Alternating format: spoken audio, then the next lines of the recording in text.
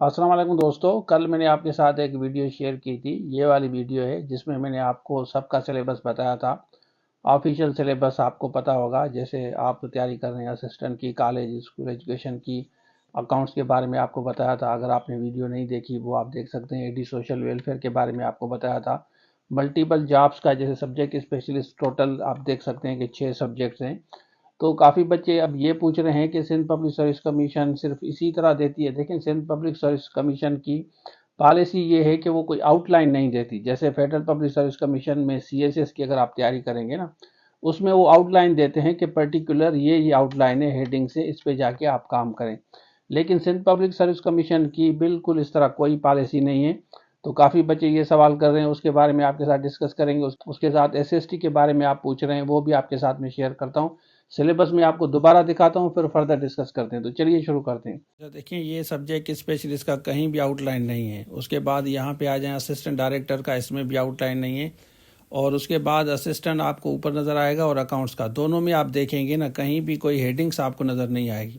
Simple لکھا ہے کہ جنرل نالج، پاکستان افیئرس لکھا ہے، کرنٹ افیئر لکھا ہے، ایوری ڈے سائنس لکھا ہے، ٹیکنالوجی جیسے میں نے آپ کو بتایا کہ ٹیکنالوجی کا سوال کمپیوٹر سے ریلیٹڈ ہوتے ہیں. اس کے بعد اسلامیات ہے، اور باقی انگلش ہے. اور اوورآل آپ دیکھ سکتے ہیں کہ آپ کو یہاں پہ نظر آئے گا کہ آپ کو کس طرح تیاری کرنی ہے.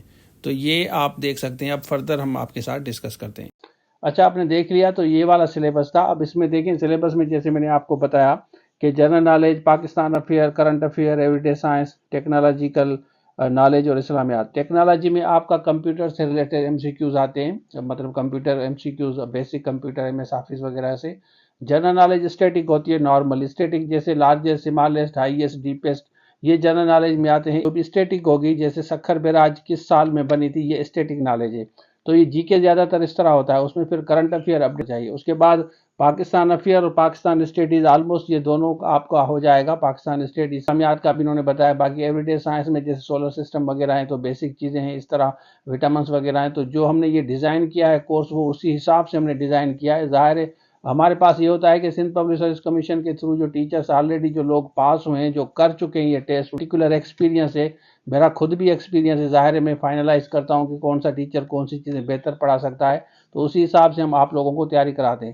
باقی SST والے جو بچے ہیں سوال کر رہے ہیں کہ جو ریجیکٹ ہو گئے ہیں، ریجیکٹ میں دیکھیں، ایک تو آپ کا جو ڈاکومنٹیشن والا ہے وہ آپ کا ہو سکتا ہے کہ اگر وہاں پہ جائیں، ڈاکومنٹس آپ ان کو دکھائیں تو پھر آپ کا انٹرویو ہو سکتا ہے. لیکن اس کے علاوہ جیسے وہ کہہ رہے ہیں کہ آپ کا رزلٹ ڈکلیئر نہیں ہوا، تو یہ جو بیسک باقی جو چیزیں ہیں نا، اس میں آپ کے چانسز کم ہیں.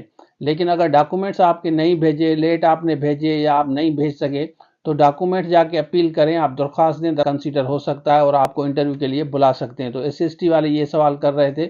باقی ایک ویڈیو آئے گی ایج کے بارے میں، انشاءاللہ وہ بھی آپ کے ساتھ میں شیئر کروں گا. اور جیسے میں نے آپ کو بتایا نا، اسسٹنٹ کا یہ کوئی پرٹیکولر آؤٹ لائن نہیں دیتے، ہیڈنگس نہیں دیتے. ہیڈنگس میں یہ ہوگا کہ آپ لوگوں کو آسانی ہو جائے گی کون سے ایریا پڑھنے. تو کیونکہ کمپٹیشن بہت زیادہ ہوتا ہے سندھ پبلک سروس کمیشن میں، تو یہ صرف لکھتے ہیں general knowledge, Pakistan study, Pakistan میں کیا جا کے پڑھنا ہے یہ نہیں پتہ، ایوری ڈے سائنس ہے، اسلامیات ہے.